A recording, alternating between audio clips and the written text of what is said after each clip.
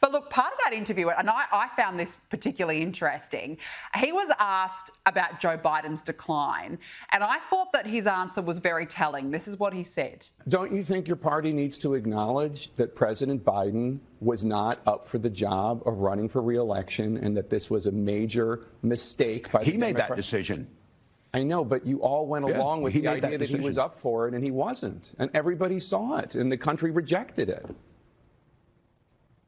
Yeah, well, look, history will tell us to go back on that. That very well could be the case, Jake. What I'm concerned about is learning from those lessons. I would hope we would never do it again, make a mistake. Josh, learning from those lessons, history will look back on that. I personally took that as an admission. They did know all along that Joe Biden had declined. How do you read that? I read it the exact same way you read it. So this is actually my first time seeing this interview with Jake Tapper. That's pretty astounding stuff, frankly, from Tim Walz there. That is really kind of jaw-dropping stuff that he would basically admit this on national television. It's not really admitting a whole lot because we basically all knew this. But for the guy who was actually, God forbid, who could have been the vice president of the United States to actually go ahead and say that to a very friendly leftist center commentator, in this case, Jake Tapper, that's no small news. The Democratic Party likes to take the moral high ground. They think of themselves as being the morally superior statesmen, the morally superior elected officials, the morally superior human beings in general here in the United States there. But we have not scratched the surface of the who knew what and when did they know it scandal that is going to go on for a very, very long time when it comes to Joe Biden and his decline. But decline is actually a relative term, because if you go back and actually look at some of the reporting that's come up, the Wall Street Journal had a very deep dive a couple months ago, for instance, there. If you go back and actually look at the reporting, people say that it was obvious from within the first weeks, the first months of the Biden presidency, going back to the year 2021, that this guy did not have all of his wits about them there. Frankly, go back and look at the footage from even the 2020 Democratic primary, and you compare that to Joe Biden back from 2008 when he ultimately became Barack Obama's vice president.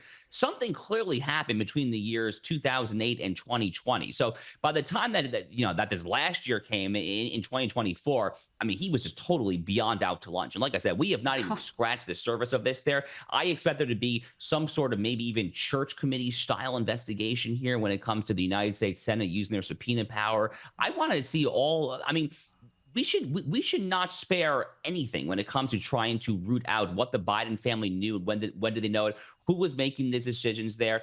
Who was he actually signing the pardons? I mean, these are all very, very, very real questions, and I think the American people want answers. Frankly, they actually really deserve those answers too. Well, no, I completely agree. And actually, speaking of, a former White House doctor is going to be grilled by House Republicans for hiding Joe Biden's decline. This could be a key moment, I think, Josh. This could be the key moment where we find out what that doctor knew and whether or not there was indeed a cover-up. So I look forward to this very much. I mean, look, so medical records we're not going to be able to access, right? We're not going to be able to actually see the literal documents there. We're not going to be able to see the communication that the doctor had with the president, with quote unquote Dr. Joe Biden, because that's just shielded by America's somewhat Byzantine privacy laws, especially when it comes to medical records. But he can certainly speak about it there, and he can basically then put the ball back into Joe and Jill's court and say, no. But I mean, what about the chief of staff? I mean, what about like Jeff Zients? I mean, what about the Biden inner circle people there? I mean, I ultimately do want to hear from them. Get them under oath. I mean, get all these people under oath. The Republicans control the United States House and the United States Senate. That means they have the subpoena power. The subpoena power is pretty serious in this country there. You might be able to make some sort of executive privilege argument in order to finagle yourself out of getting a subpoena there, but easier said than done. And courts do not typically look very favorably there because the subpoena power is actually very broad. Frankly, multiple MAGA acolytes like Peter Navarro and my friend Steve Bannon just went to prison because of their quote unquote defiances of a congressional subpoena. So this is very serious stuff there, and I hope the Republicans in both the House and Senate actually use this power again to try to get to the bottom of this horrible scandal.